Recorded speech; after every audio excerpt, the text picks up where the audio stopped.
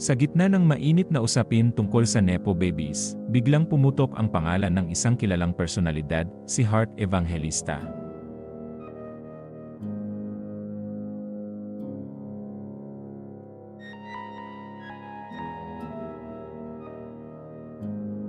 Isang abogado at political commentator na si Jesus Falsis ang nagbukas ng panibagong diskurso.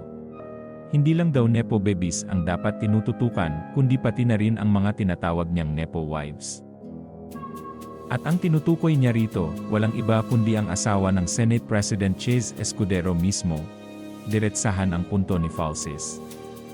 Ayon sa kanya, natural lang na ang mga anak ay ipinapanganak sa yaman at kapangyarihan, wala silang kontrol sa kanilang pinagmulan. Pero ang magpakasal sa isang politiko, isa raw itong malinaw na desisyon. Dahil dito, may mas mabigat na pananagutan ang mga asawa ng mga halal na opisyal, at dapat lang nabusisiin ng publiko ang kanilang pamumuhay. Pinangalanan mismo ni Falsis si Evangelista. Matatanda ang kilala si Heart sa kanyang marangyang lifestyle, mula sa mga high-end fashion brands, mamahaling gamit, hanggang sa kanyang mga biyahe, at social events na laging tampok sa social media. Ngunit dito nagsimula ang tanong ni Falsis, paano nasusustentuhan ang ganitong uri ng pamumuhay kung hindi siya kabilang sa mga nangungunang taxpayer ng bansa? Anya, mula Quezon City, Pasig, hanggang Makati kung saan nanirahan si Evangelista, kailanman ay hindi pa ito lumabas sa listahan ng mga top taxpayers. At matapos niyang kumpirmahin ang datos, lalo pang naging malinaw para kay Falsis na may malaking puwang sa pagitan ng ipinapakitang lifestyle at ng kanyang naitalang kontribusyon sa buwis. Idiniin ni Falsis na walang masama kung ang isang asawa ay sinusuportahan ng kanyang kabiyak. Ngunit ang problema raw ay lumilitaw dahil sa record ng kampanya ni Escudero noong 2022. Lumabas doon na ang pinakamalaking donor ng kanyang kampanya ay si Lawrence Lubiano ng Centerways Construction, isang kontraktor na may malalaking hawak na proyekto sa flood control ng gobyerno.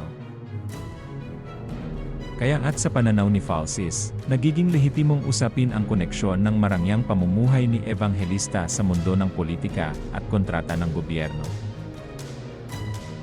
Agad na inisip ng ilan na baka endorsements o negosyo ang nagiging sagot sa tanong kung saan nanggagaling ang pera.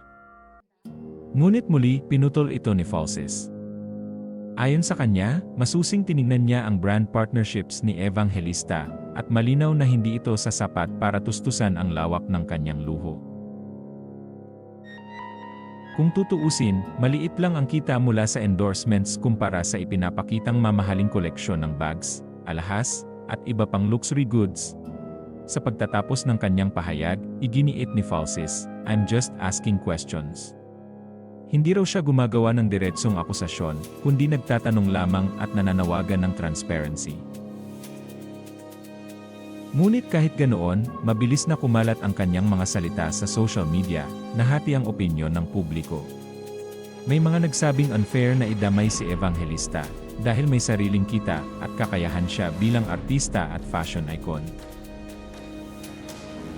Ngunit marami rin ang pumabor kay Falsis, na nagsasabing kung ang asawa ng Senate President ay namumuhay ng sobra-sobra at hindi malinaw ang pinagmumulan ng kayamanan, dapat lamang itong ipaliwanag.